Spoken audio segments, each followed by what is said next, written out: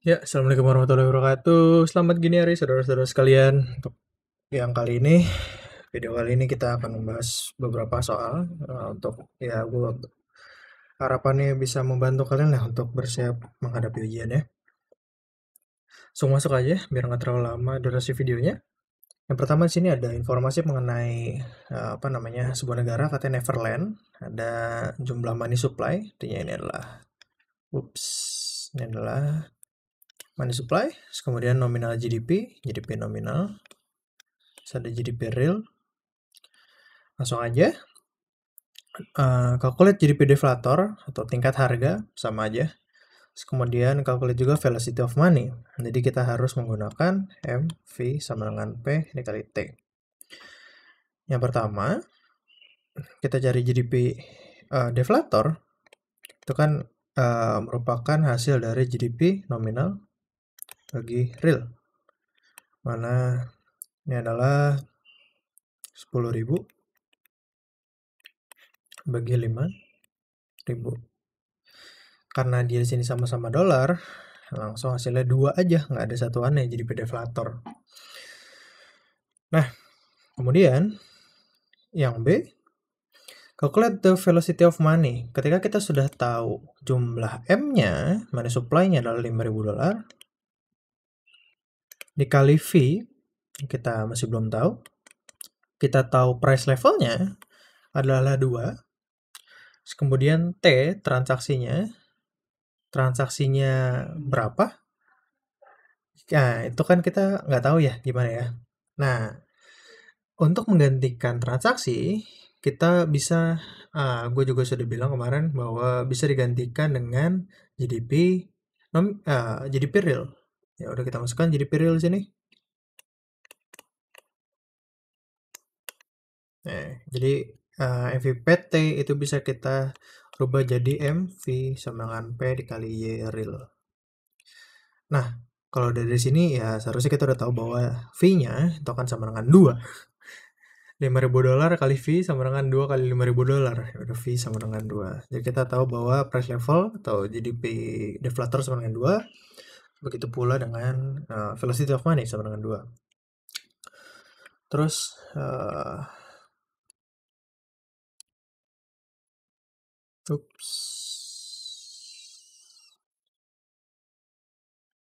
kemudian apa lagi nih? Kok gitu? Salah pencet.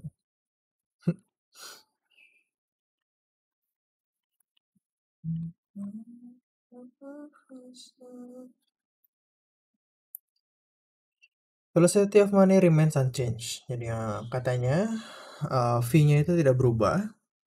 Tapi kemudian ada pertumbuhan ekonomi 5% di 2018. Hitunglah nominal GDP dan price level of the country if the central bank prefers to keep the money supply as before. Jadi secara nggak langsung sebenarnya informasinya ada 3, di mana V-nya akan tetap 2.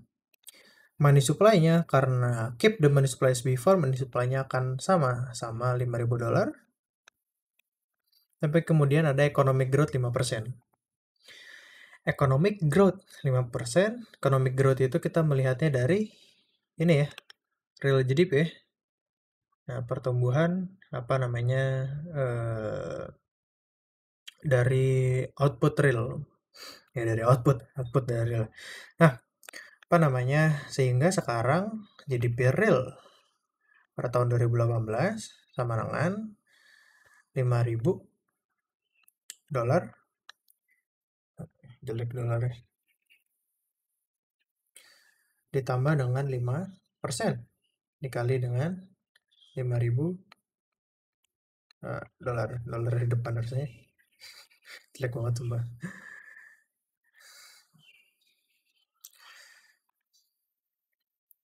5% dikali dengan $5.000.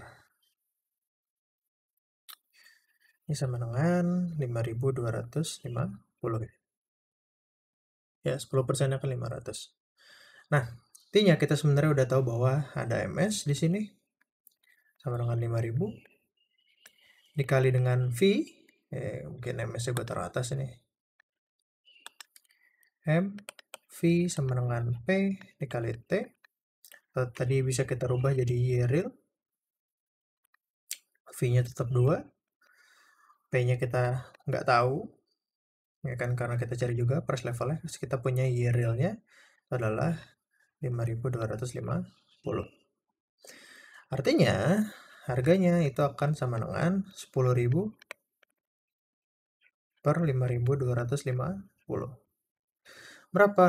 Kalkulator lah ya. 10.000 bagi dengan 5.250. Alah, 5.250. 1,9047 ya, 1,9 lah ya, kira-kira 1,9 dolar. Ya, salah. 1,9 aja ternyata. Nah, kemudian apa namanya? Ketika kita sudah punya informasi mengenai harganya atau GDP deflatornya, ingat bahwa si tingkat harga di sini itu bisa kita samakan dengan GDP deflator, kita sudah bisa menjawab pertanyaan selanjutnya, yaitu mana tadi? Nominal GDP-nya. Nominal GDP sama dengan GDP real dikalikan dengan GDP deflator. Nih, kalau misalnya kalian kalikan sebenarnya harusnya sama aja dengan 10.000 sih. Atau kira-kira sekitar segitulah. Mana tadi? Nah, ini ya kan dikali lagi dengan si GDP real yang mana value-nya adalah apa namanya 5.250 ya. Aduh. Atau sebenarnya kan GDP nominal tadi GDP deflator dikalikan dengan GDP real, atau ini kan P dikalikan dengan GDP real di sini sama dengan 5.000 kali 2 sebenarnya gitu. Nah, belum ada lagi satu lagi. 2 lagi. Selanjutnya, kalau misalnya bank sentral itu supply, if the bank central aims to keep stable inflation at 3% in 2018. Nah, jadi 2018. Nah, ini sebenarnya gue sendiri nggak tahu jawaban pastinya seperti apa. Cuma jadi gini, ketika kita punya informasi seperti ini, pertanyaannya, gimana kalau misalnya inflasinya itu 3%? Jadi price 2018 itu sama dengan 103% dari harga dari 2017. Atau tadinya kan awalnya 2 ya nilainya, jadinya 2,06. Nah, terus ditanya money supply-nya berapa? Kan kita udah money supply, V-nya tadi 2, P dikali GDP real. P-nya itu adalah 2,06. Nah, yang jadi pertanyaan di sini adalah GDP real-nya ini menggunakan GDP real yang kita gunakan di 2 setelah kita cari tadi 5.200 atau kembali ke ini, ke sini. Di sini jujur aja sebenarnya apa namanya gue sendiri dan juga beberapa teman-teman gue itu nggak paham ini reverse-nya ke yang mana. Tapi kalau misalnya sepengalaman gue dan juga ya apa namanya persetujuan dari teman-teman asisten dan juga pengajar lainnya lah, itu biasanya kalau misalnya kayak gini itu balik ke kondisi awal, biasanya seperti itu. Jadi kita asumsikan si real GDP-nya itu 5.000 bukan 5.250 yang tadi ya. Nah, jadi ketika kita sudah dapat GDP realnya itu 5.250 dolar, kita money supply-nya bisa kita cari dengan 2,06 per 2 dikali 5.250 dolar. Salah, 5.000, sorry. Malah balik situ ya. Halu.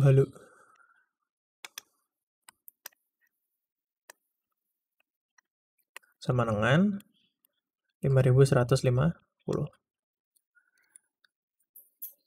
Seperti itu. Kemudian yang terakhir, nomor 4, explain the instrument that can cause the central bank to control the money supply. Nah, ini sebenarnya pertanyaannya lebih ke apa namanya masalah kebijakan moneternya. Kebijakan moneter apa aja yang bisa digunakan oleh bank sentral untuk mengatur jumlah uang. Nah, untuk melaksanakan kebijakan moneter, mengatur jumlah uang, bank sentral itu secara umum yang konvensional, ya udah gue ingat, yang konvensional itu ada melalui suku bunga acuan, ya suku bunganya bank sentral, tingkat diskonto bisa dibilangnya gitu, discount rate.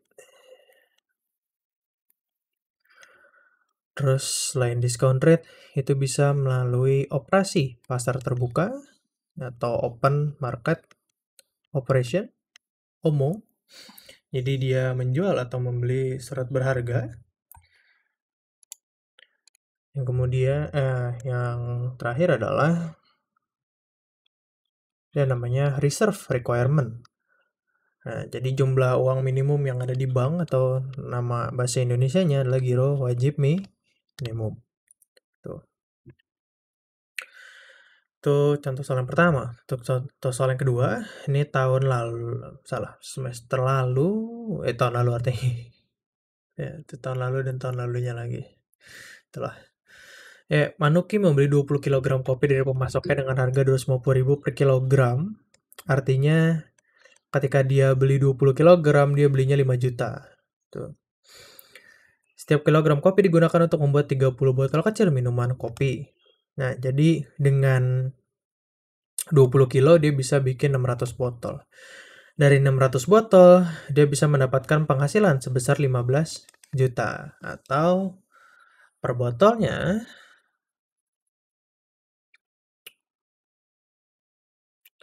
dia bisa jual dengan harga 25.000. Berapakah besar PDB jika bulan ini Manuki hanya bisa menjual 540 botol minuman kopi senilai 13,5 juta? Jadi apa namanya? Informasi yang sebenarnya kita dapat sini adalah Manuki itu beli 20 kg kopi, modalnya 5 juta artinya. Terus dia bisa produksi 600 botol, dari 600 botol itu dia bisa dapat 15 juta. Tapi dari 600 botol pada bulan ini yang terjual cuma 540. Jadi ada 60 yang tidak terjual. Berapakah PDB yang dihasilkan oleh si Bapak Manuki ini? Jawabannya itu adalah 15 juta. Kenapa? Karena ingat bahwa kembali ke ini ya, kembali ke pengertiannya GDP. GDP itu adalah nilai pasar, nilai akhir, nilai market value, nilai pasar dari barang atau jasa akhir yang diproduksi.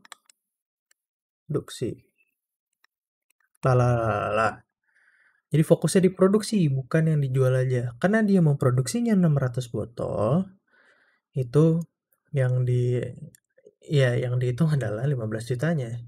Tapi Kak, yang dijual itu kan cuma 540 botol atau yang dikonsumsi. Kalau misalnya kita pakai rumus Y sama dengan C plus I plus G plus X min M, kita menggunakan pendekatan ini, itu kan.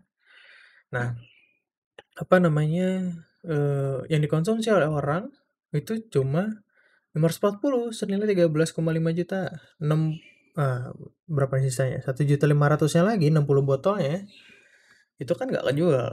Tuh. Nggak dikonsumsi. Terus kemana dong? Gitu kan. Kok bisa dihitung tetap 15 juta? Itu hitungannya merupakan investasinya Bapak Manuki. Jadi taruh di kulkas untuk dijual di masa depan. Itu jadi hitungannya investment. Seperti itu. Itu arah pemikiran dari soal ini sebenarnya. Banyak dari hitungannya artinya kakak tingkat kalian yang banyak yang terjebak mengenai ininya. Oh, artinya karena yang kejual cuma 540, yang dihitung 540 botolnya aja. Enggak gitu. Balik ke pengertiannya GDP. Sisanya itu ingat bahwa ada investasi yang dikenal sebagai inventory investment. Inventory investment apa?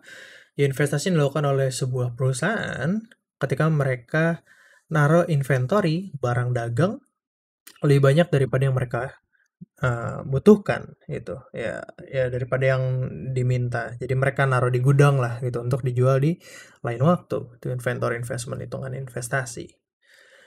Nah, eh kalian udah mengalami ujian 2 kali di FE, UTS dan UAS semester kemarin. Gue harap juga kalian sudah mulai menangkap apa sih yang diminta dari sistem penilaian di FE. Ketika kalian diberikan sebuah soal esai, artinya apalagi dengan ini ada yang value-value begini, tolong dijelaskan dapat jawabannya dari mana. Salah satu kesalahan dari semester kemarin itu adalah banyaknya udah salah nggak dijelasin kenapa, makin nggak ada nilainya. Ada juga yang jawabannya ngaco banget, terus nggak dijelasin dari mana, ya kan makin bingung ngasih nilainya ya. Gitu. Terus kemudian soal yang ketiga, dengan mempergunakan grafik untuk pasar loanable funds, jadi kita pakai demand dan supply loanable funds, tunjukkan dan jelaskan apa yang akan terjadi pada tingkat bunga dan investasi apabila pemerintah kebijakan dari anggaran defisit menjadi anggaran surplus. Ini kebalikannya daripada yang biasa. Kalian terserah mau pakai yang mana, tapi untuk mempermudah, gue akan pakai yang MenQ. Mana di sini adalah loanable funds. Kuantitasnya ini adalah interest rates, I atau R terserah lah. Ini loanable funds, supply, demand loanable funds.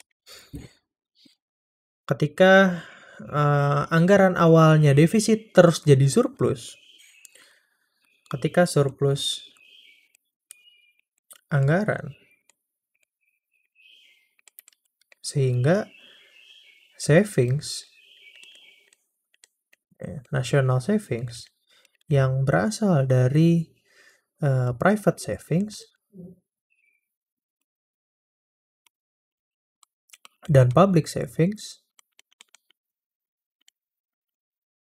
karena sekarang anggarannya itu surplus, sehingga public saving akan meningkat. Awalnya negatif, sekarang positif gitu kan. Nah, kemudian karena public saving meningkat, national savings akan meningkat. National savings itu ada dari mana? Dari supply loanable funds. Itu kata MenQ. Supply loanable funds 2. Sehingga yang akan terjadi di pasar adalah tingkat interest rates dari 0 kemudian ke I1 itu akan menurun. Terus kemudian loanable funds 0 ke loanable funds 2. Transaksi loanable funds itu akan meningkat. Atau dengan kata lain, investasi yang terwujud itu meningkat. Tuh, dari LF0 ke LF2. Tuh. Jangan cuma gambar doang, tolong dijelaskan juga ya, dipaparkan. Nah, lanjut aja ke contoh soal terakhir. Ini masih ke masalahnya siapa? Masalahnya loanable funds. Ini cukup menjadi masalah selalu semester lalu. Salah si loanable funds ini. Semester lalu, tahun lalu artinya. Semester lalu mah PE1. Ini ketika kebijakan tax policy, karena kebijakan tax policy, pemerintah US di bawah Presiden Trump harus menambah pinjaman sejumlah $2 triliun. Jadi utangnya nambah. Artinya apa? Ya artinya kalau utang nambah artinya sebenarnya defisitnya meningkat gitu kan. Gunakan supply demand loanable funds diagram untuk menganalisis kebijakan ini. Apa tingkat bunga akan turun atau naik? Kita balik pakai yang punyanya MenQ aja, nggak usah ribet-ribet kita gonta-ganti. Loanable funds, interest rates, supply loanable funds, ini demand dari loanable funds, level kecil aja deh. Ketika artinya peningkatan utang,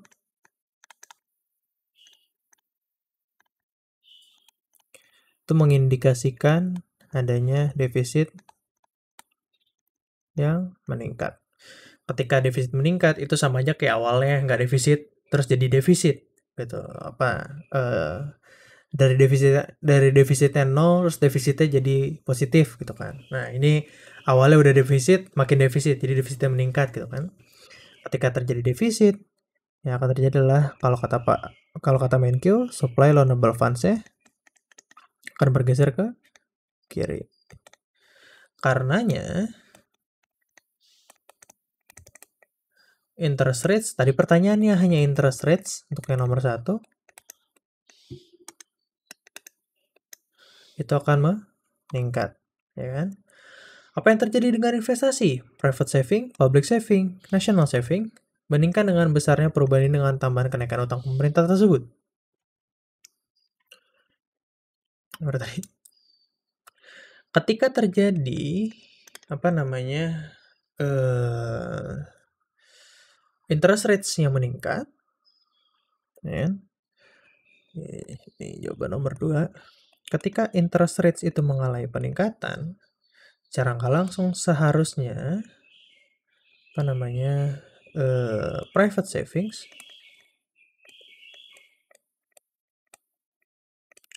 itu meningkat. Actually nggak juga sih. Kalau misalnya kita bisa jadi nggak berubah sih. Oke, gini deh ya. Kita hapus dulu ini ya. Kita kembali ke masalah si national savings. Tadi national savings itu adalah private savings ditambah dengan public savings.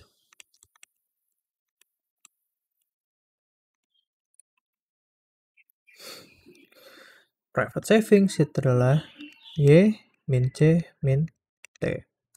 Public savings itu adalah T min G. Tadi kita udah tahu bahwa defisitnya meningkat. Artinya public savings-nya T min G-nya itu menurun. Kalau defisit itu kan G dikurangi T itu kurang dari 0. Makin kurang dari 0 ya. Atau kalau kita balik T min G-nya jadi lebih 0. Bentar. Salah kebalik. Ya. T min G kalau defisit itu kurang dari 0. Kalau makin defisit artinya makin kurang dari 0. Artinya public savings-nya menurun. Jadi apa yang terjadi dengan public savings? Public savings menurun karena kebijakan tax policy tadi yang meningkatkan defisit anggaran sehingga harus berutang.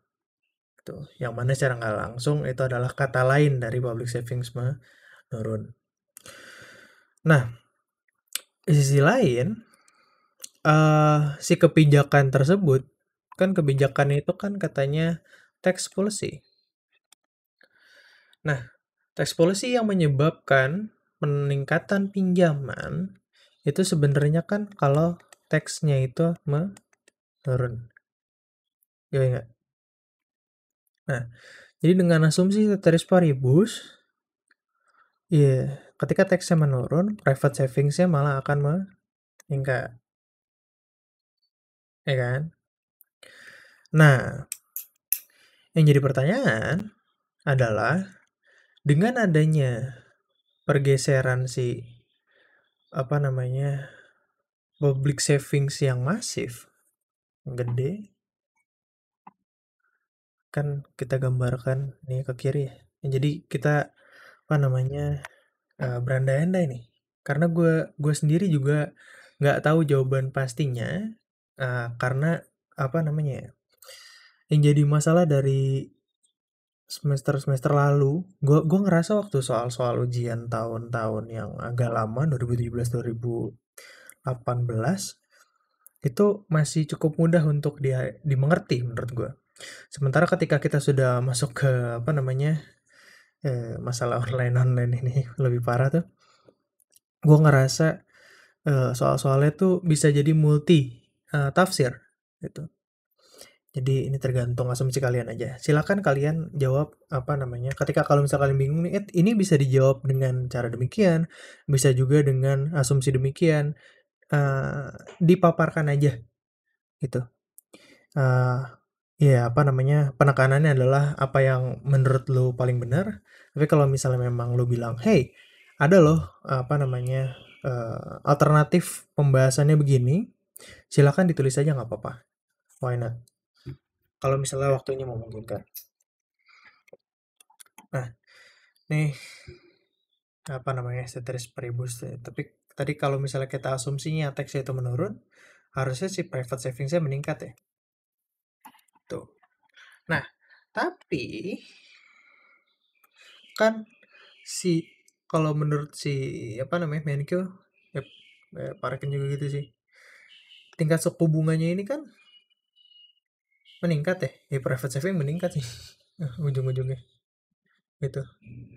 Jadi kalau misalnya kita memang fokus ke sini aja, ceteris paribus, private saving-nya itu nggak dibahas. Jadi tidak meningkat.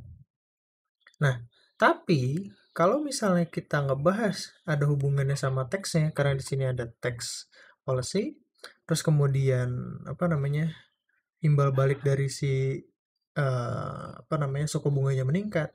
Ketika suku bunganya meningkat, orang-orang akan cenderung ngurangin konsumsi. Kenapa ngurangin konsumsi?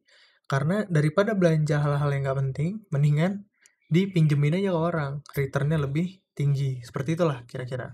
Artinya private savings-nya meningkat. Tuh. Jadi public savings sudah pasti turun. Private savings, entah gimana asumsinya.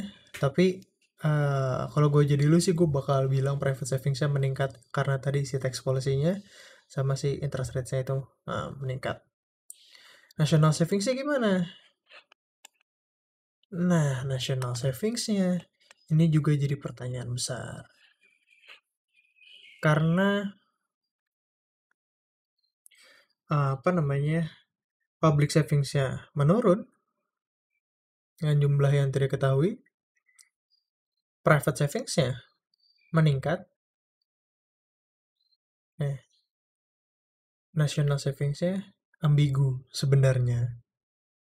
Tapi berkaca pada omongannya Menkyu dan ceteris paribus, jadi cuma kita ngomongin bahwa hey, ada penambahan pinjaman 2 triliun oleh apa namanya kabinetnya atau pemerintahannya Bapak Trump. Yang akan terjadi adalah national savings-nya akan menurun. Kenapa? Karena ini apa namanya ceteris paribus sih, si public savings-nya itu menurun. Sementara si private savings-nya ceteris paribus kita anggap kayak gitu. Bandingkan dengan besarnya perubahan ini dengan tambahnya kenaikan utang pemerintah tersebut. Nah ini ya apa namanya cukup bingung sih sebenarnya. Katakan tadi kan apa namanya pinjamannya peningkatan utangnya itu 2 triliun. Ya, triliun. Bukan miliar kan. 2 triliun. Nah, coba bandingkan katanya. Kalau kita mau salah. Kalau kita mau menggambarnya seperti ini, tuh, ketika si public savings-nya itu menurun sebesar 2 triliun, turun 2 triliun, private savings-nya peningkatannya kalau mau tetap turun, peningkatannya tidak sampai 2 triliun. Ya, jadi biar tetap turun si supply renewable funds ya kan, berkaca pada omongan Menkyu. Artinya national savings-nya akan ikut turun. Tapi turunnya nggak sampai turun 2 triliun. Karena dia turun 2 triliun dan naik sedikit. Yang value-nya kita juga nggak tahu. Dengan asumsi private savings-nya naik. Kalau private savings-nya diasumsikan tetap, tapi nggak usah lah ya, private savings-nya naik lah ya. Gitu. Private savings-nya naik. Artinya national savings itu akan turun, makanya dia bergeser ke kiri, tapi nggak sampai dengan 2 triliun. Bagaimana elastisitas supply dari renewable funds akan memengaruhi besarnya perubahan, elastisitas permintaan juga bagaimana, apakah kenaikan suku bunga akan selalu meningkatkan private savings. Nah, kita bahas yang C sama yang D dulu. Apa hubungannya elastisitas permintaan dan penawaran dengan katanya besarnya perubahan katanya. Nah, eh wah, agak miring ya. Gimana nih? Wah, miring juga. PR banget kan untuk menggambarnya. Eh,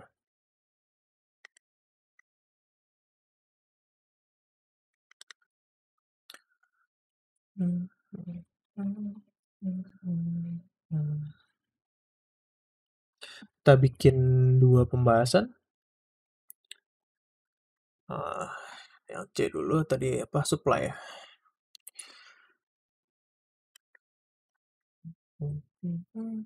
Ini katakanlah supply-nya ada yang curam, ada yang landai. Terus kemudian demand loanable fund 1, kemudian supply loanable, oke.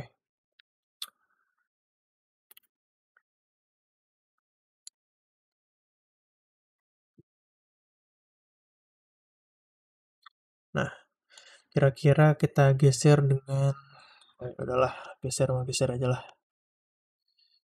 Kita geser,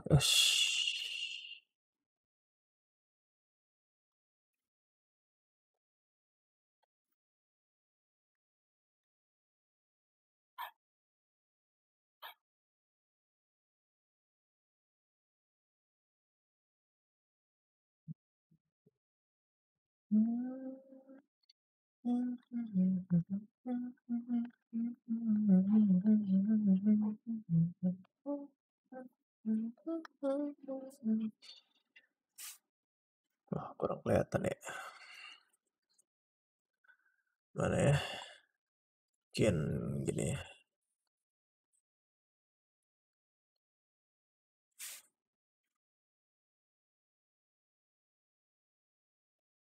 Kalau misalnya ini, wih, masih ada dia.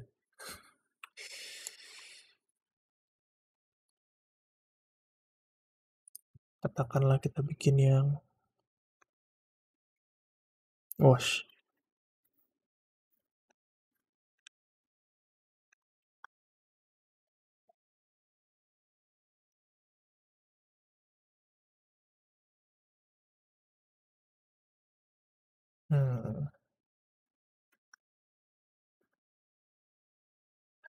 Nah, sekalian yang ekstrim aja lah ya.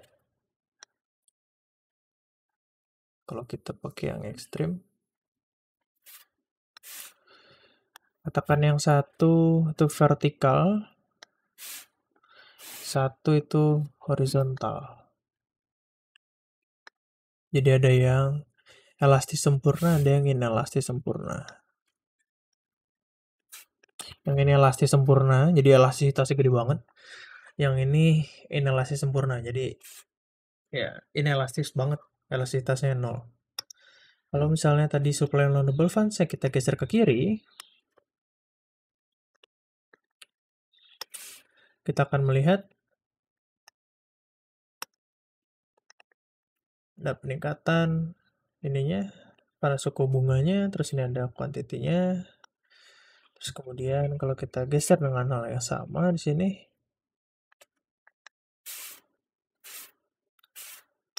ya memang gitu ternyata ya, salah gue. Dengan demand yang sama, dengan demand yang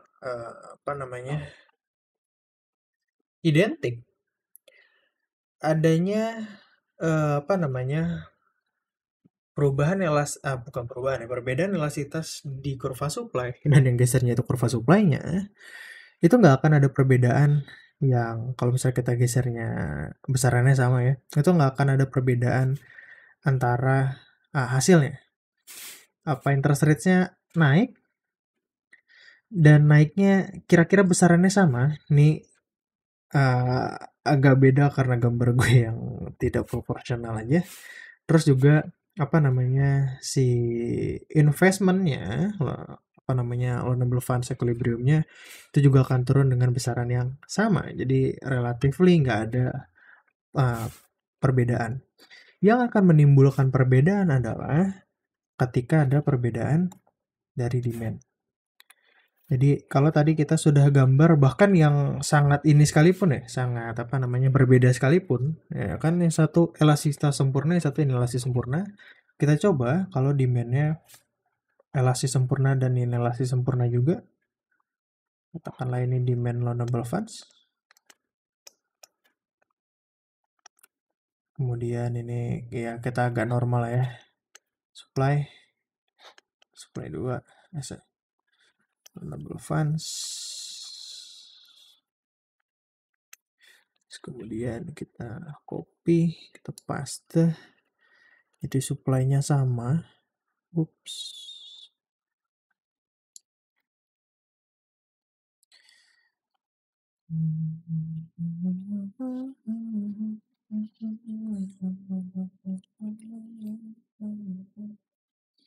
Nah, ini gue gambar di demand loanable funds. Jadi di sini ada demand loanable funds yang elastis sempurna, ini ada demand loanable funds yang ini elastis sempurna. Kita lihat ketika demand-nya ini elastis sempurna, yang terjadi adalah tidak ada perubahan interest rates. Yang terjadi hanyalah perubahan dari investment aja, investasi. Sementara ketika di sini inelastis sempurna, investasinya tidak kenapa-kenapa, yang terjadi adalah perubahan dari interest rates. Jadi apa? Ketika demand-nya semakin elastis,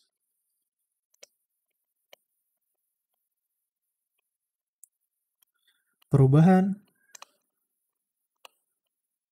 investasi makin besar. Sementara perubahan suku bunga makin kecil. Makanya dia sampai 0.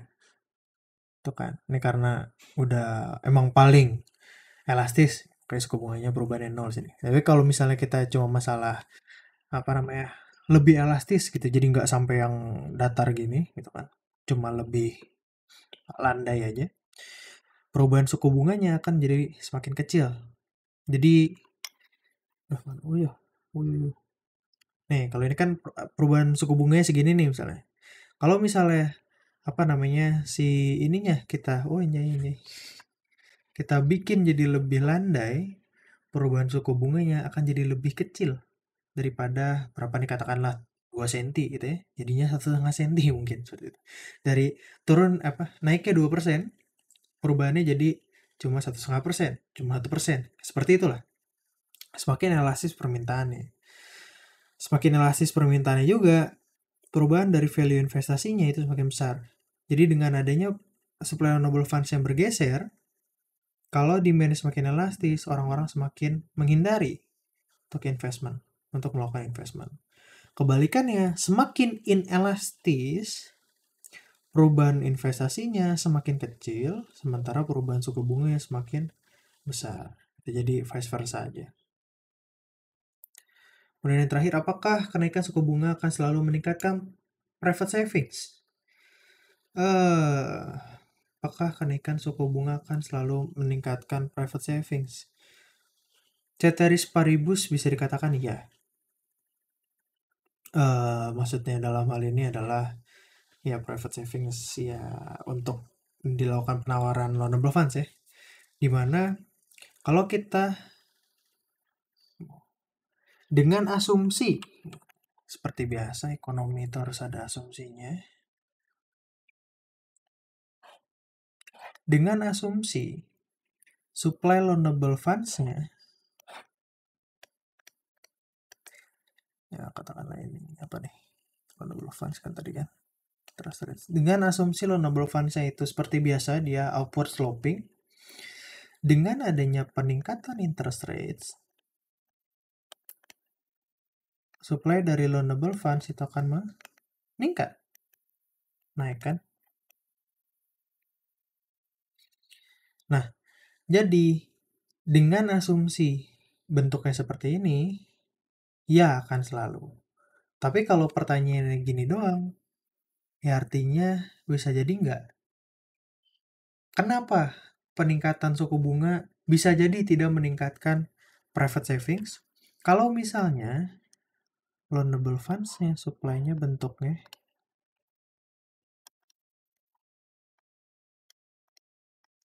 gini, inelastis sempurna. Jadi ketika ya naik supply loanable funds-nya, ya asumsikanlah si public savings-nya 0. Kita asumsikan dulu begini ya. Jadi si supply loanable funds-nya cuma terdiri dari private savings doang. Nah, kalau misalnya supply loanable funds-nya itu entah karena apa itu berbentuk vertikal, sehingga kalau misalnya ada ada perubahan suku bunga itu pasti akan meningkat. Ya tidak akan meningkatkan si jumlah loanable funds yang disupply atau dalam hal ini adalah private savings. Tuh. Jadi kalau gue jadi lu, gue akan bilang ya ceteris paribus, terkecuali pada kondisi supply loanable funds itu dalam kondisi inelastis sempurna. Itu aja. Kenapa pada kondisi umum ceteris paribus gitu kan, itu akan selalu meningkatkan private savings ya, sampai titik tertentu, karena si private savings itu kan tadi Y dikurangi C dikurangi T kan. Jadi private savings itu merupakan Y dikurangi C dikurangi T. Ketika terjadi peningkatan interest rates, yang mana artinya lu akan mendapatkan keuntungan di masa datang, ini cuma sekedar ketika interest rate ini naik signifikan, orang akan merasa bahwa kepuasannya, utilitasnya, kesejahteraannya yang dia dapat dari melakukan konsumsi itu lebih sedikit daripada utilitas yang didapatkan dari keuntungan di masa depan ini. Sehingga dia akan memilih untuk menurunkan konsumsi sampai dengan tingkat konsumsi tertentu dan akan memutuskan untuk menabung. Gitu. Jadi ketika lo ngerasa kayaknya konsumsi yang ini bisa gue tunda aja deh, karena gue tergiur dengan tingkat suku bunga yang baru. Nah, selama itu terjadi, lo akan meningkatkan private savings. Ya, atau dalam perekonomian makro, ya semua orang akan meningkatkan private savings. Kecuali ketika private savings-nya itu berbentuk vertikal gini, inelastis sempurna, atau ketika konsumsinya sudah mencapai tingkat tertentu yang memang sudah nggak bisa diturunin lagi. Dengan asumsi pajak nggak bisa diapain ya. Seperti itu. Gue harap membantu. Memang gue mengakui bahwa ujian makin kesini semakin multitafsir. Cuma ya dijawab aja gitu. Ketika kalian ngerasa ini bisa ditafsir ketika asumsinya A dan asumsinya B, menurut lo lebih baik yang mana sesuai dengan materi yang diajarkan? Nah, melalui buku, melalui penjelasannya Pak Ican, melalui video asistensi ini gitu kan, dan video-video lainnya gitu kan. Nah, kemudian kalau misalnya ada waktu, gue menyarankan lu kayak ngasih caveat lah gitu, kayak ngasih informasi kepada yang meriksa bahwa hey, tapi ada kemungkinan untuk menjawab seperti ini sebenarnya gitu, walaupun gak lu terangkan lebih jauh. Kenapa gue menyarankan hal seperti itu? Karena ketika lu menyinggung, misalnya lu salah nih, ternyata yang dipakai adalah asumsi yang kedua, misalnya seperti itu. Ketika lu menyinggung jawaban tersebut, lu akan tetap dapat nilai. Tapi kalau misalnya apa namanya, jawaban lu ngawur semua, misalnya gitu, karena entah lu halu, kecapean dan lain sebagainya, kurang tidur, ya mungkin gitu kan. Itu untuk memberikan nilai yang cukup apa namanya memuaskan itu agak sulit, gitu kan. Karena tidak sesuai dari ekspektasi tim dosen. Itu aja sih. Semangat ujiannya. eh, untuk informasi ujian nanti akan gue sampaikan di grup kelas lah. Terima kasih. Wassalamualaikum warahmatullahi wabarakatuh.